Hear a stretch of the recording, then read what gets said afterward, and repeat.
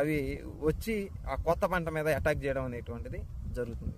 So వీటన్నిటిని మనం reduce చేయడం కోసం ఈ కాంపాక్ట్గా ఉన్నటువంటి ఈ సాయిల్ని ఈ ట్రాక్టర్ సహాయంతో మనం తిరగవేసినప్పుడు మొట్టమొదటిగా సాయిల్ అనేటువంటిది ఈ గట్టిగా ఉన్నటువంటి నేల లూజ్ అవుతుంది. అండ్ అలానే ఈ బొరియలు చేసుకొని ఉన్నటువంటి ఈ కీటకాలు మొత్తం కూడా ఈ సూర్యరశ్మి దాకి అండ్ అలానే ఈ బయటపడ్డప్పుడు ఈ కొంగలు లేదంటే పిచ్చుకలు వీటి అన్ని కాకులు ఇవన్నీ ఆ పురుగుల్ని తినివేయడం జరుగుతుంది. అండ్ అలానే ఈ సన్లైట్ తగిలినప్పుడు ఈ పూర్తిగా ఈ ఎండ గాలి తగిలినప్పుడు ఈ కొంత ఫంగల్ స్పోర్స్ అనేటువంటివి చనిపోవడం జరుగుతుంది.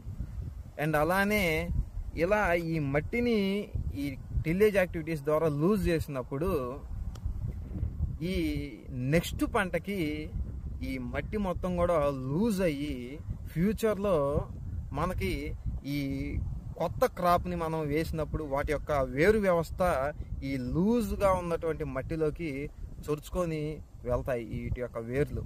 అండ్ అలానే గట్టిగా హెవీ రైన్స్ పడ్డప్పుడు ఈ గాలిలో మనకి ఈ ఏరియేషన్ అనేటువంటిది కూడా జరుగుతుంది. గాలిలో ఉన్నటువంటి నత్రజని అండ్ అలానే గాలిలో ఉన్నటువంటి ఈ డ్రై యొక్క ఈ మాయిశ్చర్ మొత్తం కూడా మట్టిలోకి వెళ్ళడం వల్ల బాగా ఈ మట్టి అనేటువంటిది లూజ్ అయ్యి అది ఫ్యూచర్లో హెవీ రైన్స్ పడ్డప్పుడు ఈ వాటర్ అనేటువంటిది అక్కడక్కడ స్టే అవ్వకుండా భూమి లోపలికి ఇన్ఫిల్ట్రేట్ అనేటువంటిది అవుతుంది.